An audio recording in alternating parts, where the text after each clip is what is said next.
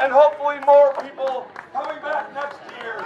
If you'd like to donate, we still have some buckets moving around. We have some merch left available. We have lots of great stuff. We have shirts, koozies, fanny packs, sunglasses, other assorted doodads and hoo-has.